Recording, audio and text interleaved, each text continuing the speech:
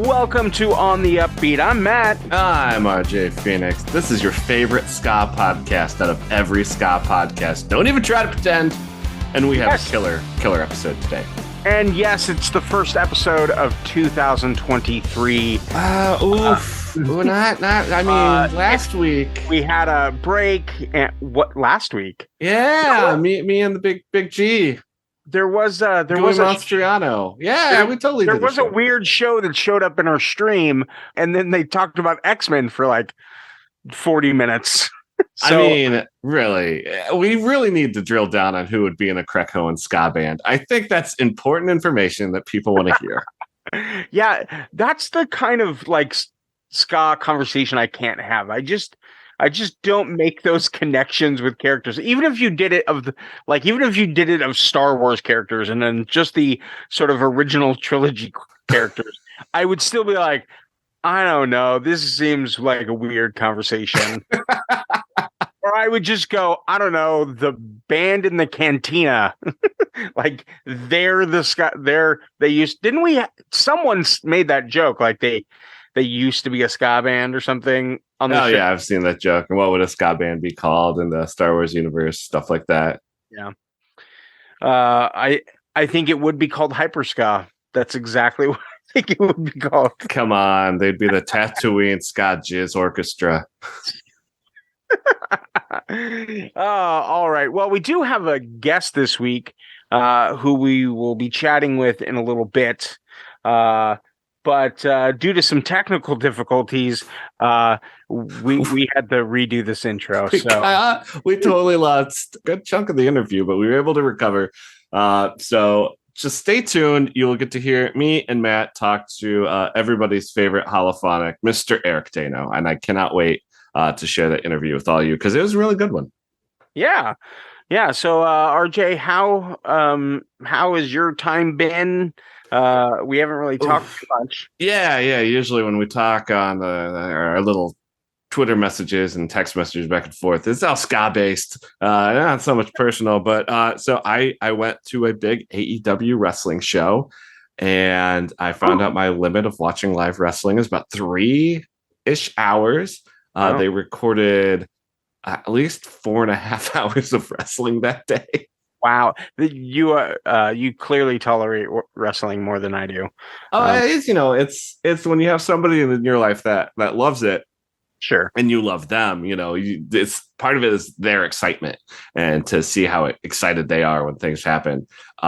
Recently, Adam Cole came back, and we were there for it, and my wife was going friggin' nuts, and it was really great to see. I don't know who that is. Yeah, Matt, you should. He rules. But yeah, when we're getting to the end of the episode of Rampage, which was the last one taped, there's this really great match with Ruby Soho, who I think is a great wrestler and fun, and she's a ska song. And I recognized that it was great. I was sitting there watching it live happen. I could barely even muster like a woo or a clap, mainly because that was about an hour past what I can do in one sitting. Yeah. 3 hours because I do know enough about wrestling to know it's very high energy. So yeah. 3 hours of you get tired. yeah. And like the last thing, because the 2 hours was actually live, went on the air, and the rest was all taped for later. The end of the live show was such a big thing too, that it was really hard. It was very much a stand up the entire match kind of thing. So it was hard to keep up the energy because I just felt like I expended so much with Adam Cole's return and then that trios match, and then Danhausen came out, and it was a lot going on. And so I was tired. How about you, Matt? It's been about a month. What's been going on with you, buddy? Nothing. In that entire month. Yeah. Just we signed off about mid-December, and then nothing for Matt. No Christmas, no New Year, nothing. Christmas? What is that? No. On the Christmas front, we got a dog for Christmas. What's the puppy's name?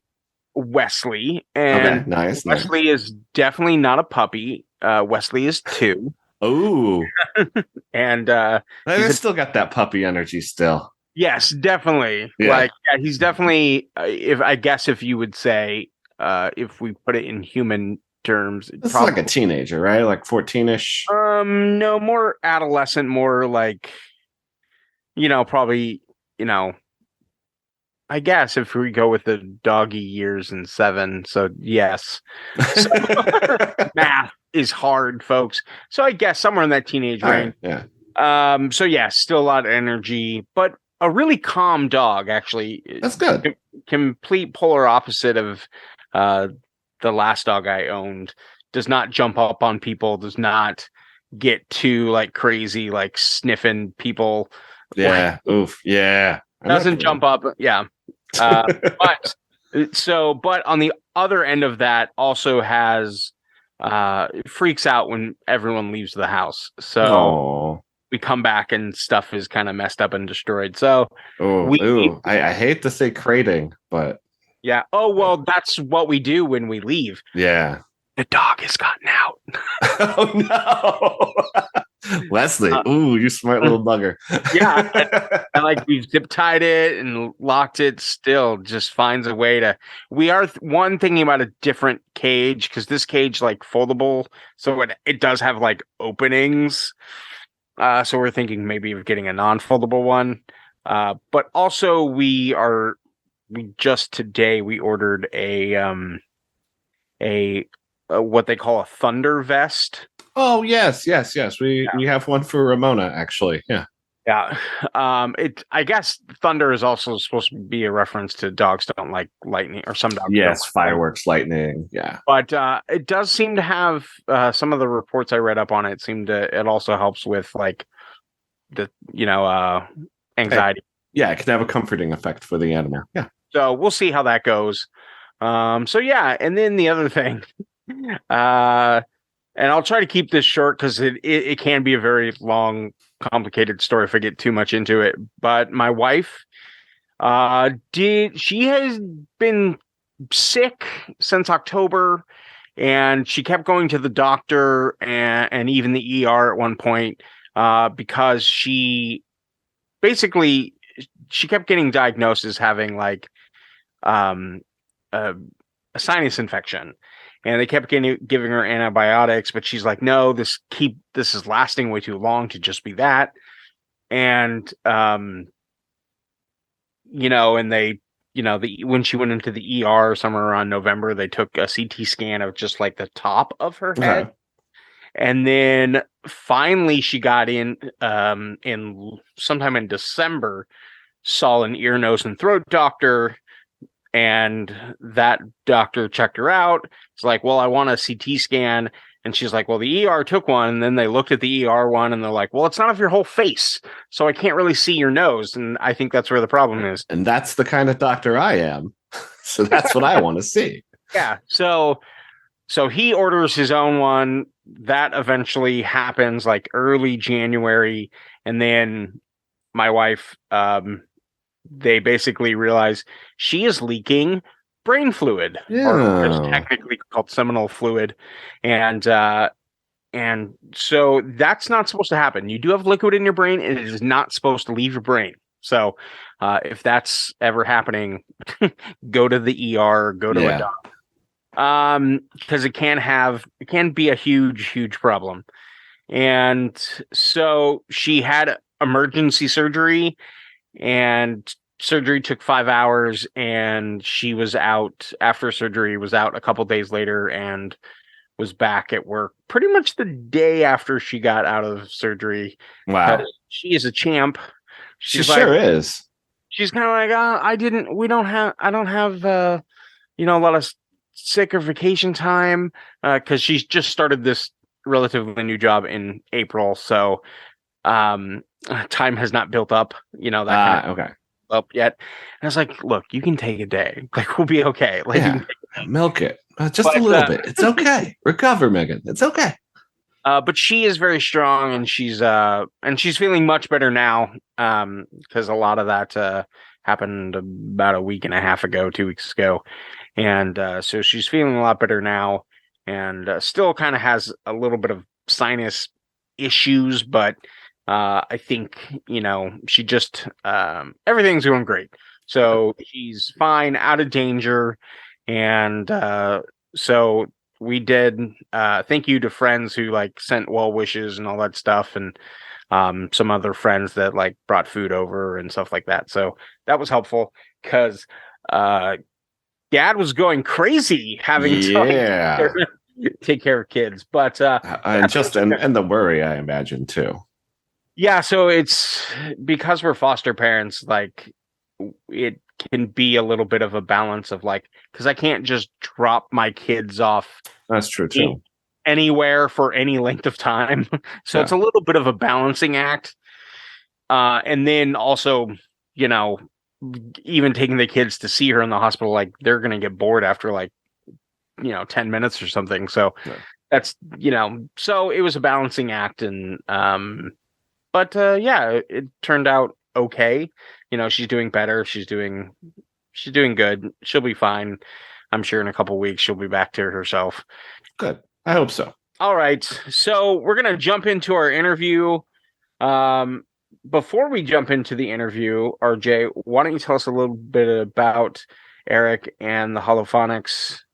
So if you don't know the Holophonics, they originally out of Texas. They are now split between Texas and New York. Eric Daino is the mastermind behind the Holophonics. And we got to talk to him about their brand new album that just came out on Bad Dime Records back in December. It's called LAVOS. And yeah, they are a fantastic, fun ska punk band. And I can't wait for you all to hear what Eric had to say about it. All right. Here's our interview with Eric. So first of all, Eric, welcome back to the show. You've been here before. It's so lovely to have you here again. And we're going to talk about the new Holophonics record. Woohoo! Yes, thanks for having me again. Yeah, it's a pure pleasure. Repeat guests, it always makes me happy. Hopefully, the guests like it too, as well as the audience. Yeah, I mean, I love it so much. This is actually my third podcast with y'all, even though the listeners only get to hear it as my second. All right, okay. Mask off, cards on the table. We the first part of this podcast has been re-recorded, and we got into about 15 great minutes of interview with Eric, and then something went haywire, and we lost everything but Matt's side, unfortunately. So we're back. So if it seems a little rehearsed, it's because we made Eric say all this stuff before. So first question up again. When did you start recording or working on LAVOS? So we started working on it in 2017, and this is sort of the overriding theme of my creative life is that I'm constantly working through backlog, where I'm like maybe 2 or 3 projects ahead of what's currently being released.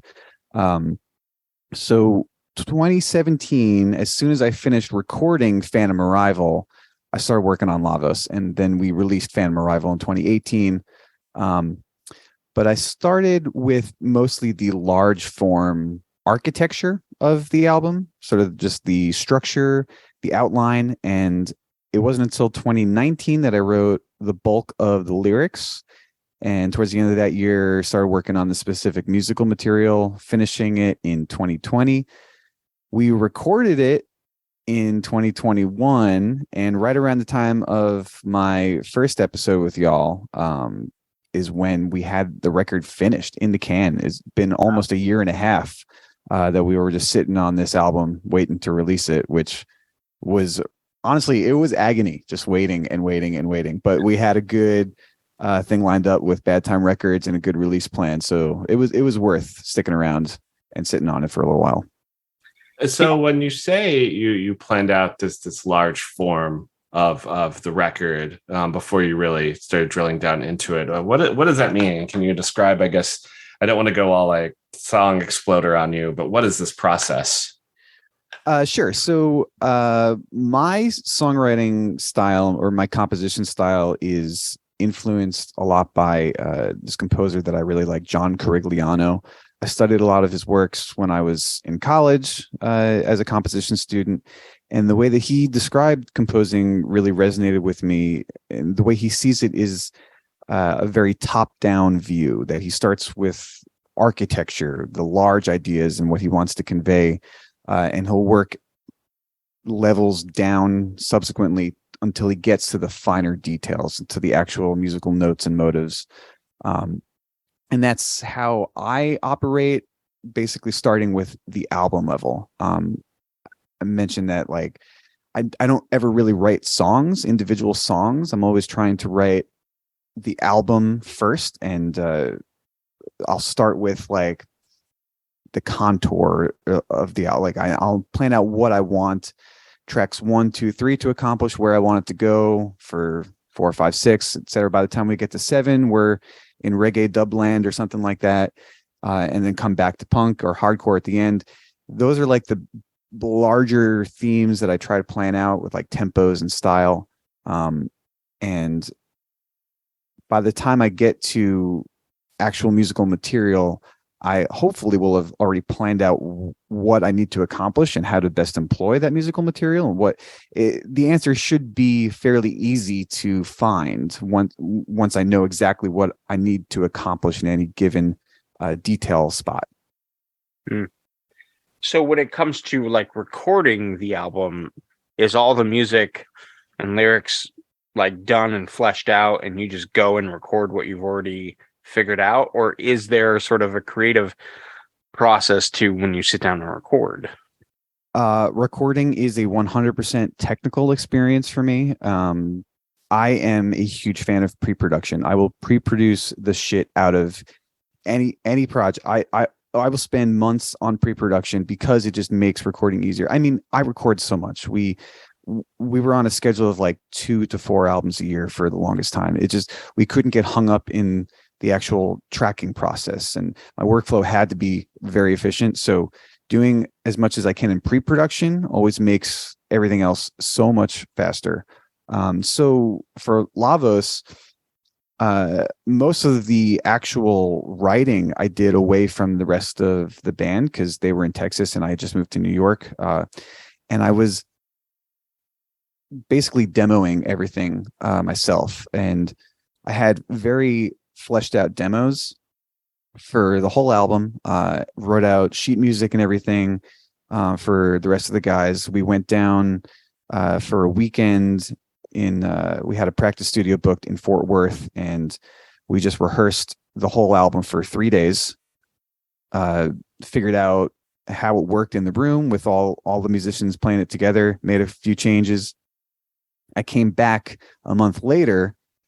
We rented an Airbnb for 10 days, and we just tracked everything in those 10 days. I took them all back to New York, and I just mixed it in my parents' basement. And the actual tracking to mixing to mastering process was really only about a month long. And of course, across two different states. So Yeah. it was as efficient as I could have possibly made it.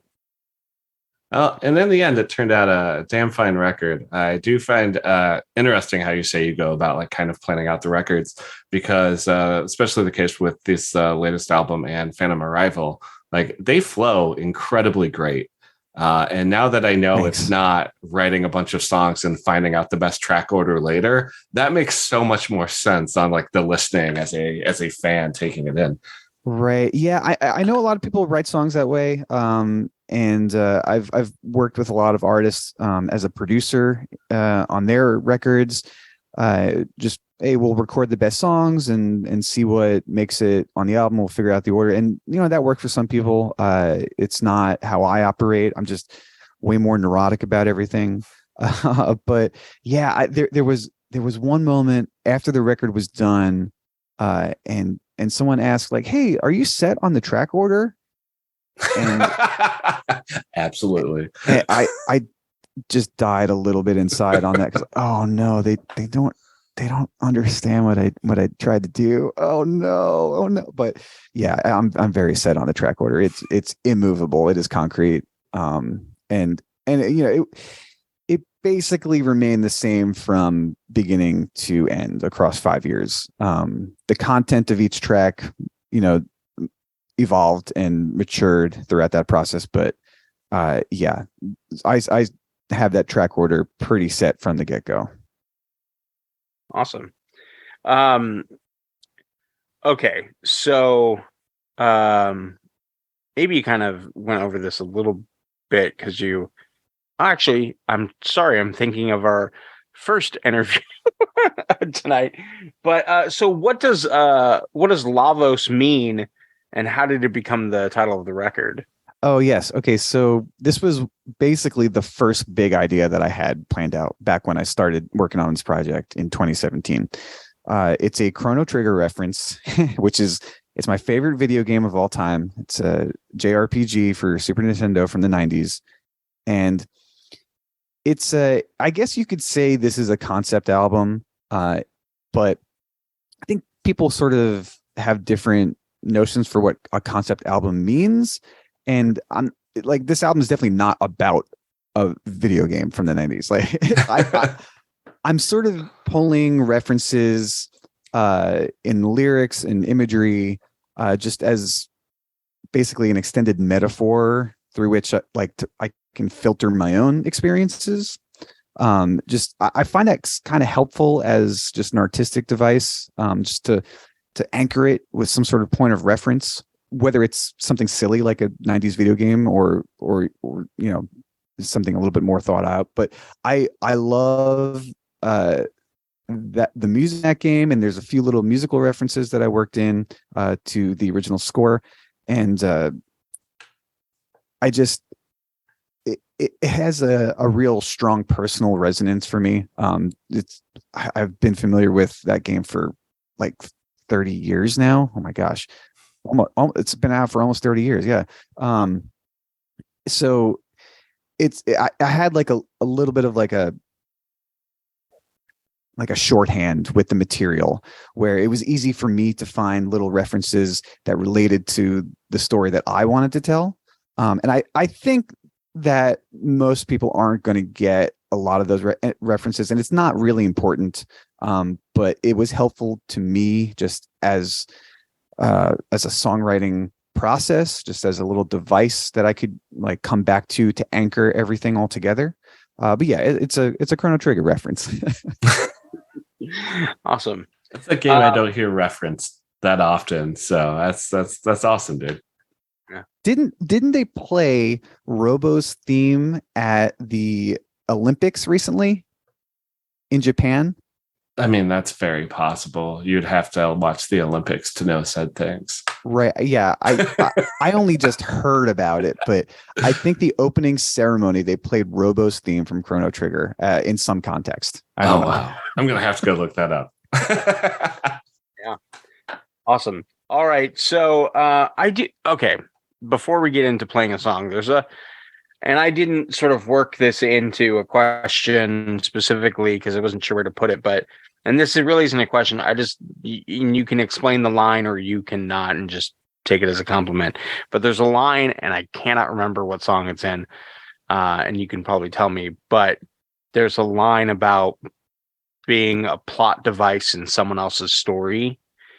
And I just want to say I love that line because listening to it, like, it just clicked with me. Like without fully understanding your own, whatever that means to you, I instantly understood what it feels like to feel. To me, it felt like a line about being used and about sort of being insignificant to your own purpose, but somehow you just feel someone used you to get from A to B or is using you, and you don't feel significant in stuff. So I really like that line, like floored me listening to it, and it's a really good line. So yeah, I just want to say that's an awesome line. And thank you. What song was it in? I cannot remember. The Enchiridion. Okay. And yeah. And you're right. Like listening to that album for me is like I'm not just going to listen to one track. Like all this stuff that you're talking about, like makes perfect sense. Cause I'm like, I mean, yeah, there are probably some songs you can pull out and just listen to, I put them on a playlist, but for the most part, every time I listen to a song, like I do feel like I want to see the next thing or keep going, I guess. So yeah. Thanks. I'm kind of having a bit of a tough time sometimes explaining the album or showing the album to people, because I don't think there's any one song that really functions well to represent what the album is, which it's tough because, singles are more digestible, of course. And it's hard to just tell someone, well, yeah, sit down and listen to the 40 minutes Yeah. and then you'll get it. But yeah, I mean, the Enchiridion, I think maybe if there was like a poppy single from the album, like that's probably the song. Which is why I didn't want to like lead the album announcement with that song, because I thought maybe it's like, it probably is the song that could stand alone the best.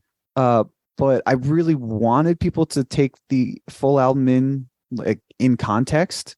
Yeah. And I thought maybe just like introducing it with the one song that could function outside might be a little disingenuous to the experience of hearing the whole album. I mean, that's like just my weird artistic perspective on the whole thing. But yeah, I mean, thank you for bringing that up, because that I'm really touched that you mentioned that, because when I wrote that lyric, I was like, this could have been the best lyric I've ever written. Like, it really is a good line. Yeah. Like, thank you. Yeah, I mean, the reference there is actually to Adventure Time. I mean, I have my podcast on Adventure Time, and I found that sort of the lead, the main character syndrome that like Finn and Jake from Adventure Time experience, where they're just kind of like bull in a china shop kind of thing, just like messing around with other people's lives as they just like run through and destroy everything around them. Like, there are people that exist in that show that have to like reckon with the consequences of the heroes, the main characters. It's kind of funny in that context, but it's still keeping in line with the like RPG hero's journey kind of idea that I'm trying to go with. But yeah, that, I mean, I'm so happy that you got all the things that I wanted people to get out of that. So I appreciate you saying that so much. Thank you. It's definitely my favorite line on the album. What can you tell us about this song? Zero Balance from the album. Sure. Yeah, this wasn't a single, and I still really like it. I think it's a song that people should hear if they want to get a full picture of what we're doing. It's track 6 on the album, so it's a little bit buried in there if you didn't make it all the way through. But this is maybe more for people who are into that RX Bandits kind of side of ska. It's actually the last song that I finished writing for the record. So it's maybe the closest representative of where I am currently, considering writing the album was such a long process. So this was basically the mental state that I ended up in at the end of all of it. I mean, I've been a Holophonics fan for quite a while now, so I'm just listening to your artistic growth. I think I was also that asshole back in the day that was always like, when are you going to do more original songs? Yeah, no, I appreciated that for sure.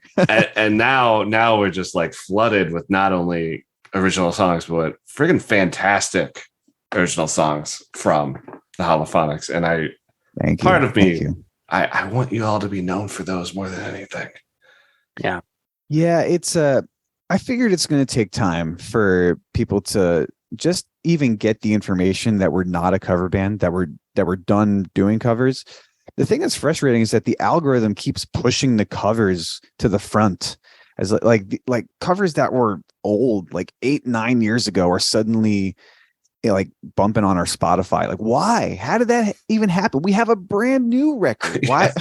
Why is the 9-year-old cover song that I've recorded in a random Texas living room, like, why is that getting Spotify plays now? But this is the frustration of music on the internet.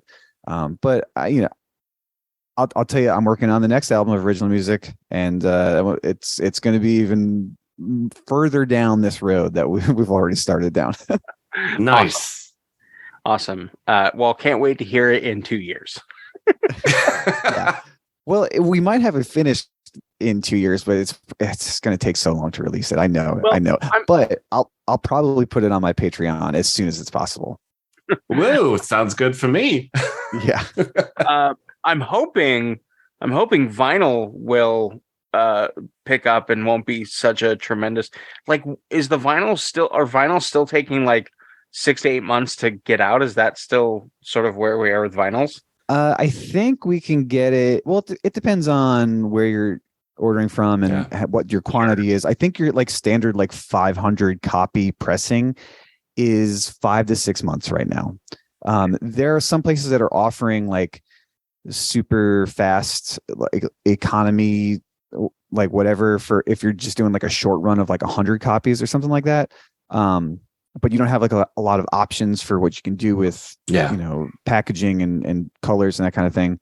I am very much looking into all the details of this right now because I am about to start tracking my next solo record next week, actually. And that will probably be released at the second half of this year. But I will be posting all that on my Patreon too. Yeah, I'm recording drums with Jack Good from Stop the Presses next week. Nice. Yeah, he's doing drums for the whole record, and we're starting that process. So that's gonna be fun. Sweet. So, how did you all end up on Bad Time? What was that process like? How did you like send it to Mike, or did Mike reach out to you? How did that all go? Did you strong arm him? I just hit up Mike. I was like, "Hey, we got a new record. Are you into this?" He was like, "Hell yeah, I am." So it's like, "Great, that's easy." No, I've known Mike for a little while. We played a show with Kill Lincoln back in 2016, I think was the first time. But I had been like bugging him like over Facebook Messenger, like trying to book a show out there for years before that. So we had been in contact, and I just sent him the record. I mean, we finished it. We had it totally in the can. It was done, and it was like, well, if anyone's going to put out this record, if anyone's going to put out a ska punk record, it's got to be Bad Time, right? Like, this is really the only option. I know I didn't want to do it independently anymore. Like, we've been doing that for, it's been 10 years now. So like, I think label is the right move, and really there's only one label to go with. So if Mike doesn't want it, I don't know, but yeah, he was into it. So if Mike doesn't want it, trash can it goes. Yeah, I know, right? Yeah. Well, I'm really glad that worked out, because having that record out on that label, it looks real nice. Yeah. And to be honest with you, you totally like, I know for a fact a bunch of like, people who make lists of like favorite albums or best albums of the year in the ska community. All of them were like, fuck, now I've got to reorganize the entire list. Oh, yeah. That's exactly what happened, because it's what I felt. Like, I was like I tell you, Matt, I don't even like to think of best of the year lists until March. I want to sit with everything for a good 3 months. But then by then, nobody gives a shit. So no one gives like, hey, and like, we don't. When people were starting their list at the end of November, I'm like, you dumbasses, you dummy dums. Yeah, I think I'm going to tell you, like, I think everyone thinks that like December is sort of like a month off from stuff. Because even though people will push stuff for like a couple of weeks in December, but most people traditionally think that like work is done, in early December. So usually, which, when you think about it, actually is not true, because I can tell you movies drop their biggest hits in December. Yeah. Sometimes on the day of Christmas. Yeah. So, or that's when they want to, because for them, they know people are off and will go to the theater. So that's sort of like that. But music, it was tough having to wait until December. There were like a bunch of scheduled things. Like we had this is killing me. We had the Donkey Skong release planned in the spring, and that got pushed back and stuff. And we initially wanted to have it out by like October, because Mike had said he did a December release once. Bad Operation put out their record in December of 2020, and it was just such a nightmare from his perspective of having to ship all these records out in the middle of holiday shopping and everything. Oh yeah. So he was like, yeah, we should try and get this out like earlier in the fall. But yeah, the schedule just didn't fall that way. But yeah, it was a weird time. I think people are just going to need time with this record anyway. So it's whatever. I mean, it definitely made my list, and I love it. And yeah, I was definitely excited and definitely been listening to it a bunch. All right. This year was just lousy with good ska too. Like I could have easily made a top 10 list, and that's what Matt used to try to get me to do. And I'm like, no, just five, bro. Come on. And then this year is just, we were spoiled with good music. Yeah, especially this year, now that we have like 3 people that sort of host and have opinions on this show. Here's On the Upbeat's top 30, and it's just like, it's just that would be too much, but it's just too crazy. All right, so what's it been like to play these new songs live? Because you said, in December you were touring. Did you get I know some of the tour was happening a little bit before the record came out, so have you had a chance to play a lot of the songs live? Yeah, so I mean, this is kind of the funny thing about having this record done for so long, is like we were playing these songs over a year ago. We did shows in Texas and Oklahoma in December of 2021, and we played like half of the new album at those shows, and people were just, I mean, they're weird songs live. And people had never heard them before. So we were like, yeah, we're probably pushing our luck with this, but we're going to do it anyway. Cause I mean, we needed to practice, we needed to play them out.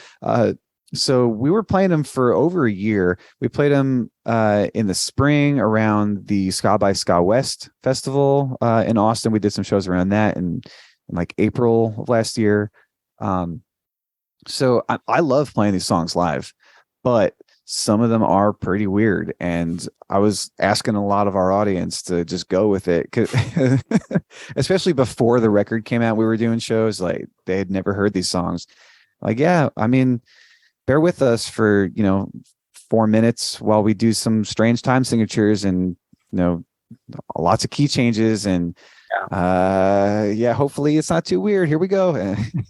And like count off on the China symbol or something like. What is your favorite part? And I know this may be sort of a loaded question or a hard question to answer, but what is your favorite part of being in a band? Is it the sort of writing, recording, producing end of the process? Is it playing live? Is it going to shows? Like, is it getting on a podcast with a bunch of goofy white boys in their 40s? Who messed up their Are there other kinds of podcasts? No. Nice. No, okay. So I've always been of the belief that my purpose, like my passion, I guess, the thing that I'm most good at is to compose. So that, I guess that's where it all starts. But the thing is just composing the songs doesn't accomplish a whole lot. Like, you have to follow it up with making the record and then playing the songs live. So I don't know if like I would be able to say like my favorite part of it is composing, but I think that's where everything starts for me. That's like where my training lies and just where I'm best suited. But honestly, like the whole process, since like these are songs that just didn't exist until I thought them into existing, just being able to record and play on tour, and that's the other thing too, is like I do all the recording myself, so it's a very personal experience all the way through, and I would just say like whatever I'm doing in the moment is probably what I'm most wrapped up in. If I'm writing, then I've got my head down and I'm just writing. If I'm recording, then I'm locked in the studio and that's all that's happening. And on tour, like, I mean, you're not really even, you can't, it's impossible be doing anything else other than being on tour while you're stuck in a band with 5 other guys. So yeah, it's probably got its origins in just straight composing, but I've been fortunate to be able to follow that process all the way through in a pretty organized and straight line from beginning to end, which is nice. Awesome. So what does the future hold for the Holophonics this year? What you got anything coming up in the next, 3 to 6 months that you're excited for? We will probably play shows in the summer, but I don't have details about that yet. I probably won't for a while. Yeah, I would like to get the rest of the band up to the Northeast and do some shows where I actually live right now. And there's a ton of awesome bands around here that I would love to play some shows with as the Holophonics. But probably until then, I'm going to take a beat and just focus on my solo stuff, get this new record I'm working on out the door. And I've been playing some solo shows, like just me, but I'm probably putting together a band, and we're going to do some full band shows with my solo music coming up this spring. So yeah, the Holophonics, we're still promoting this new record. It only came out a month ago at this point, but no shows for a little while. Probably not until the summer. Awesome. So you mentioned your Patreon. Where can people go to sort of check out your Patreon and learn more about your upcoming solo album? Yeah, patreon.com/Eric Daino. And I've got the links on all my socials and everything. And yeah, I mean, I'm pretty candid, I guess, about the recording process and how everything's been shaping up with the solo music. And we are starting tracking next week. So I'll be having lots of updates on that album, probably over the course of the next couple months. I'm hoping it'll be done in March. I've got some cool collaborations lined up. I mentioned that I have Jack from Stop the Presses playing drums on the whole record. I guess I haven't announced this, but it's probably fine to say Food from Kill Lincoln is he said he'd be playing some saxophone on it for me. Nice. I have RJ Phoenix on accordion. Yeah, sure. Yeah. If I could record something well enough to get on a Daino record, I would lobby harder. But I haven't even tuned that thing in 10 years. It's what punk needs, more accordion. That's what I'm saying. Yeah. Does it? It does. I said it, so it does. my dad plays concertina. Oh, nice. It can be a little grating. Yeah, but he's not very good. So I mean, that's a factor. Oh, neither am I.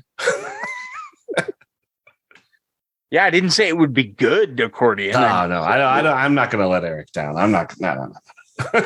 He'll practice for a week and then get back to you.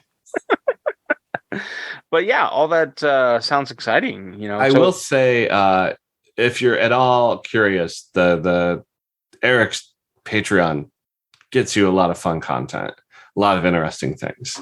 I try to do as much as I can on there. There is a secret project that I've been working on for years, and I am so close to making it reality. And the Patreon is where it's going to first be announced. Maybe like a couple months from now, I'll have something. I don't know. I shouldn't commit to that. It's been in the works for a long time. It's a very secret project. It's very time intensive, but yeah, it's going to be on there. Can I make a guess what it is? And it's absolutely, just so I can be a dork. It is a ska band featuring sock puppets. Is that what it is? I wish I was the one who thought of that idea because it's amazing. But I'm pretty sure someone else already did that. Oh, can I put it in my guess? Yeah, go ahead. Dump Trumps Volume 2. Oh my gosh. There is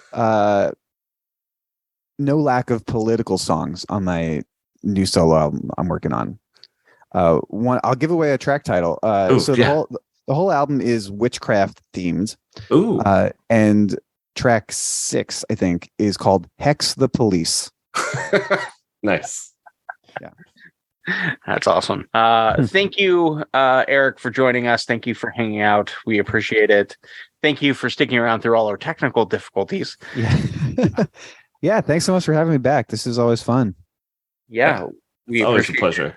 And love the new record. Mhm. Can't wait for more. Hopefully, maybe Holophonics make it out to Southern California somewhere. I mean, you actually were. It's been, when were you out here? What? As 2020. Right before COVID. Right. Oh, yeah, Yeah. that's right. And so hopefully, again. Yeah, I have sucked. I did see Holophonics on that tour. I did miss Eric coming through playing solo one time through LA, which I felt bad about. But I did see you play with a Root King once. So, you take some, you lose some. Well, thank you so much for hanging out with us this evening. We appreciate it. Yeah. Listeners, thank you for listening and thank you for hanging out and always listening to our show. We appreciate it. And until next time, keep listening to ska. You've been listening to On the Upbeat. The On the Upbeat theme music is written and performed by Millington. Make sure you follow them on Instagram at Millington the Band. You can follow us on Instagram and Facebook at On the Upbeat Ska. Be sure to check out our Spotify playlist, Ska Favorites. It features all the songs heard on the show. Make sure you hit that subscribe button and rate and review us wherever you listen to podcasts. If you would like to support On the Upbeat financially, visit www.ko-fi.com/ontheupbeat. Thanks for listening and supporting On the Upbeat.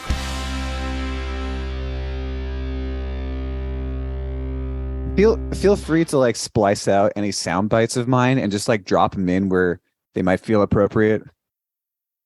I'll give you a few samples. Yeah, that's awesome. Oh yeah, that band rocks. I love them. Bedtime Records is the best. You can just put those anywhere. They'll probably work.